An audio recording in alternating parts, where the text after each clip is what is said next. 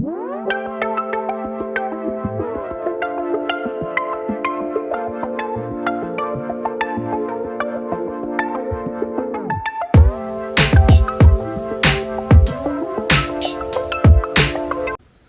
Friends, good morning. मैं हूं MJ. Monsoon की सीज़न ऑलमोस्ट हर जगह स्टार्ट हो चुकी है, तो ये सीज़न में आप बहुत सारे प्लांट्स ला सकते हो। कोई भी प्लांट ला सकते हो जो आपका मन करे।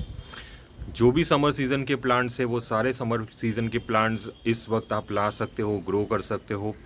और अगर आप कोई भी बल्ब्स वगैरह लाते हो तो वो बल्ब्स भी आप ग्रो कर सकते हो। उनमें से जो रेन लिलीज़ के बल्ब्स है ये मॉनसून की सीज़न में आपको बहुत ही अच्छी फ्लावरिंग्स देंगे।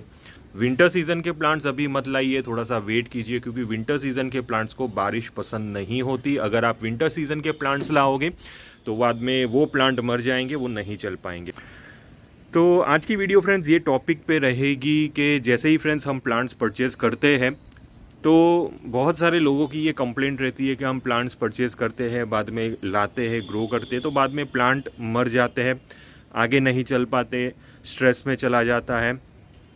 तो हम क्या ऐसी चीज़ें कर सकते हैं जिसकी वजह से हमारे प्लांट सक्सेसफुली ग्रो हो जाए।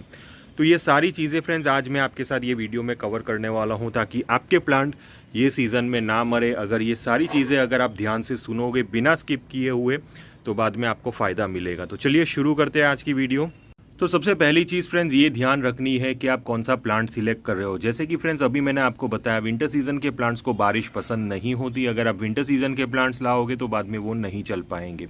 दूसरी इंपॉर्टेंट चीज़ फ्रेंड्स ये है कि जैसे ही फ्रेंड्स आप नर्सरी जाते हो तो नर्सरी से आप वहाँ से पॉट भी परचेज़ कर लीजिए और वहाँ से मिट्टी भी परचेज़ कर लीजिए। उसका मैं स्पेशली उन गार्डनर्स के लिए ये चीज़ बोल रहा हूँ जो नए प्लांट्स लाते हैं, उनको ज़्यादा एक्सपीरियंस नहीं है। यहाँ पे फ्रेंड्स एक चीज़ मैं बताना चाहता हूँ कि जो आप मिट्टी गार्डन सॉइल जो नर्सरी से लाओगे वो गार्डन सॉइल प्योर होगी, मिक्सचर वाली नहीं होगी। अगर आपने ऑलरेडी यूज़ की हुई गार्डन सॉइल यूज़ की है तो इसमें होगा क्या कि वो गार्डन सॉइल में आपने बहुत सारी गलतियाँ की होगी। मे बी उसमें आपने बहुत सारे फर्टिलाइज़र्स वगैरह डाल दिए होंगे, या तो आपने केमिकल फर्टिलाइज़र का ओवरडोज किया होगा। तो वो मिट्टी के अंदर फ्रेंड्स जमा हो जाता है, उसके अंदर सॉल्ट्स जमा हो जाते हैं, जिसकी वजह से आपके जो नए प्लांट्स भी अगर वो मिट्टी में आप लगाओगे तो वो नए प्लांट्स भी डैमेज हो सकते हैं। और बाद में पॉट का मैंने बताया, पॉट सिलेक्शन किस हिसाब से करना है। देखिए, जो भी आप प्लांट लाते हो उसका रूट बॉल आपको सबसे पहले तो डैमेज नहीं करना है। अगर आप रूट बॉल डैमेज करोगे तो बाद में 90% चांसेस होंगे कि आपके प्लांट स्ट्रेस में चले जाएंगे, सारे लीव्स लटक जाएंगे और प्लांट के लीव्स येलो हो सकते हैं। तो बहुत सारी दिक्कतों का सामना आपको करना पड़ेगा। एक तो आप न्यू गार्डनर हो, आपको ज़्यादा इसमें नॉलेज नहीं है, तो बाद में आप स्ट्रेस में आके कुछ ना कुछ उल्टी सीधी चीज़ें डाल सकते हो सॉइल के अंदर, जिसकी वजह से आपका प्लांट और ज़्यादा स्ट्रेस में चला जाएगा। तो पॉट सिलेक्शन के लिए आपको रूट बॉल को बिल्कुल भी डैमेज नहीं करना है। जो रूट बॉल है वही रूट बॉल के साथ आपको पॉट के अंदर डालना है। अब पॉट का जो डायामीटर रहना चाहिए वो रूट बॉल से 1 इंच ज़्यादा रहना चाहिए, उससे ज़्यादा बड़ा पॉट मत लीजिए। यहाँ पे एक चीज़ मैं बताना चाहता हूँ फ्रेंड्स, एक बहुत ही अच्छी एक बात मैं आपको बताना चाहता हूँ। बहुत सारे लोग क्या करते हैं कि जब भी प्लांट लाते हैं उसका रूट बॉल तो डैमेज नहीं करते हैं, लेकिन होता ये है कि बिना रूट बॉल डैमेज किए वो बहुत ही अच्छी एक वेल ड्रेन सॉइल बना देते हैं।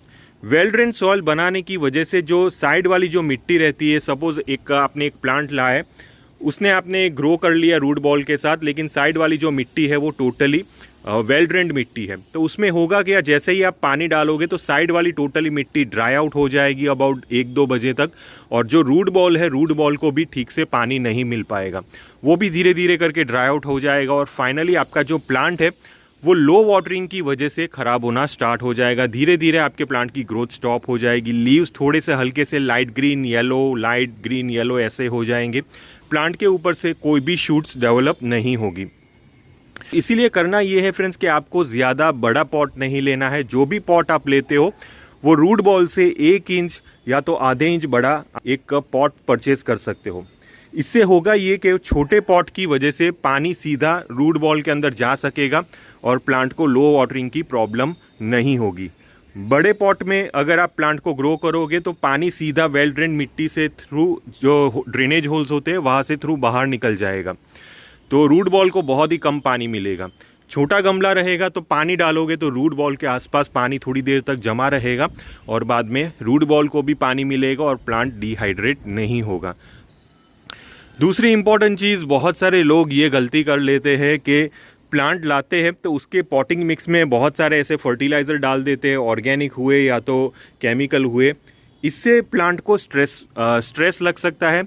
आप अगर फर्टिलाइज़र डालना चाहते हो तो पॉटिंग मिक्स में आप कॉम्पोस्ट डालिए, उसके अलावा आप कोई भी दूसरा फर्टिलाइज़र मत डालिए। इसके अलावा आपको दूसरे ज़्यादा फर्टिलाइज़र में नहीं जाना है, बहुत ही ज़्यादा अलग अलग टाइप के फर्टिलाइज़र्स उसके अंदर नहीं डालने हैं, भले ऑर्गेनिक हुए या तो इनऑर्गेनिक हुए, कोई भी फर्टिलाइज़र ज़्यादा नहीं डालना। तीसरी इंपॉर्टेंट चीज़, बहुत सारे लोग जैसे कि मुझे बताते हैं कि हमने रूट बॉल को डैमेज भी नहीं किया फिर भी हमारा प्लांट स्ट्रेस में चला गया।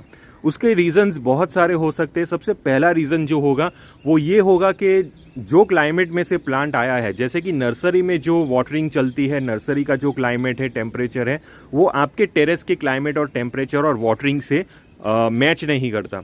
इसकी वजह से आपका जो प्लांट है रिपोर्ट करने के बाद थोड़े से स्ट्रेस में आ जाता है। तो आपको करना ये है कि आपको अपने प्लांट को जैसे ही आप लाते हो तो आपको बस ग्रो बैग में ही रखना है। कम से कम 1 हफ्ते 10 दिन तक आप अपने प्लांट को ग्रो बैग में ऐसे ही रखिए अपने टेरेस पे जहाँ पे आप उसको ग्रो करना चाहते हो। तो धीरे धीरे करके वहाँ का क्लाइमेट टेम्परेचर को वो अडॉप्ट करेगा। उसके बाद 10-12 दिन या तो 15 दिन के बाद आप अपने प्लांट को रूट बॉल के साथ, यानी कि रूट बॉल को बिल्कुल भी डैमेज किए बिना आप अपने प्लांट को रिपोर्ट कर सकते हो एक उसकी अकॉर्डिंग के पॉट में। जैसे कि अभी मैंने बताया, रूट बॉल से 1 इंच के बड़े पॉट में आपको उसको लगा देना है। इससे आपके जो प्लांट है वो जल्दी स्ट्रेस में नहीं जाएंगे।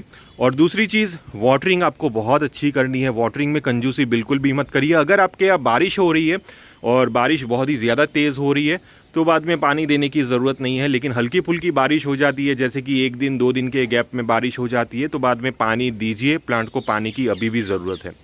तो वाटरिंग के ऊपर अलग से वीडियो मेरी आएगी, तो वो वीडियो को आप बिल्कुल देखते रहिए। मेरे चैनल को सब्सक्राइब कर लीजिए ताकि आपको ये सारी वीडियोस देखने को मिल जाएगी। कि जो भी आप पॉट सिलेक्ट करते हो वो पॉट एक नर्सरी पॉट होना चाहिए। नर्सरी पॉट मतलब ऐसे पॉट जिसके नीचे बहुत सारे होल्स हो। ये जो देख रहे हैं फ्रेंड्स, ये प्लास्टिक के जो पॉट्स है वो नर्सरी पॉट्स है। नर्सरी पॉट में हमें एक चीज़ का फ़ायदा मिलता है, वो मैं आपको दिखा देता हूँ। अब जैसे कि देख रहे हैं फ्रेंड्स, ये मेरा एक रोज़ का प्लांट है और ये एक नर्सरी पॉट में लगा हुआ है। Nursery pot generally black colour में ही आपको ज़्यादातर देखने को मिलेंगे। कहीं पे भी आपको थोड़े ये कलर, ये जो देख रहे हैं थोड़े से ब्राउनिश कलर में भी आपको देखने को मिल जाएंगे। अब ये जो पॉट है, ये पॉट की सबसे बड़ी प्लस पॉइंट ये होती है कि उसके अंदर आपको बहुत सारे ड्रेनेज होल्स देखने को मिल जाएंगे। अगर आप ध्यान से देखोगे यहाँ पे, तो इसके नीचे से आपको बहुत सारे ड्रेनेज होल देखने को मिल जाएंगे। अब ये जो पॉट है फ्रेंड्स, ये इतने सारे ड्रेनेज होल्स की वजह से ये पॉट के अंदर से पानी इजीली ड्रेन आउट हो जाएगा और आपका प्लांट कभी भी वाटर लॉगिंग से नहीं खराब होगा। बारिश की सीज़न में जनरली यही प्रॉब्लम होती है, हमारे प्लांट्स के अंदर वाटर लॉगिंग हो जाता है। वाटर लॉगिंग की वजह से हमारे प्लांट के अंदर रूट रॉट क्रिएट होता है, यानी कि आपकी सारे प्लांट की जड़ें ब्लैक हो जाएगी और वो फंगस से इन्फेक्टेड हो जाएगी और फाइनली आपका प्लांट ख़त्म हो जाएगा। तो पॉट सिलेक्शन बहुत ज़्यादा ज़रूरी है। अगर आप मिट्टी का भी गमला लेते हो तो मिट्टी के गमले में भी कम से कम 4 से 5 होल ध्यान से करिए, क्योंकि उसमें ज़्यादा अगर आप ज़ोर ज़बरदस्ती करोगे तो बाद में पॉट भी टूट सकता है। तो धीरे धीरे करके होल करिए, लेकिन मैक्सिमम होल्स करना ज़रूरी है पॉट के अंदर, जिसकी वजह से आपके जो पानी ईजिली ड्रेन आउट हो सके। चीज़ फ्रेंड्स मैं आपको बताना चाहता हूँ, जैसे कि अभी मानसून की सीज़न स्टार्ट होने वाली है। मानसून की सीज़न में फ्रेंड्स आपको अपने प्लांट की जड़ों को संभालना बहुत ज़्यादा ज़रूरी है। प्लांट की जड़ें अगर आपकी अच्छी रहेगी तो बाद में आपका जो प्लांट है वो आगे पूरे मानसून में फ्लरिश करेगा, बहुत ही ज़बरदस्त ग्रोथ करेगा। तो जड़ों को फ्रेंड्स हमें संभालने के लिए हमें सिर्फ 2 आपको रेगुलरली हफ्ते में 1 बार अप्लाई करना है। वो है ह्यूमिक एसिड या तो पोटेशियम ह्यूमेट, दूसरा है फ्रेंड्स फंगीसाइड। पोटेशियम ह्यूमेट का लिंक मैंने डिस्क्रिप्शन बॉक्स में दिया है, या तो अगर आपके लोकल में मिलता हो तो वहाँ से भी परचेज़ कर सकते हो। और फंगीसाइड फ्रेंड्स आप 2 टाइप के यूज़ कर सकते हो, तो ऑर्गेनिक और बाद में इनऑर्गेनिक। अगर आप ऑर्गेनिक फंगीसाइड यूज़ करते हो तो इनऑर्गेनिक फंगीसाइड यूज़ मत कीजिए, यानी कि केमिकल फंगीसाइड यूज़ मत कीजिए। अगर आप केमिकल फंगीसाइड यूज़ करते हो तो बाद में आपको ऑर्गेनिक फंगीसाइड यूज़ करने की बिल्कुल भी ज़रूरत नहीं है। तो ये चीज़ आप क्लियर हो जाइएगा।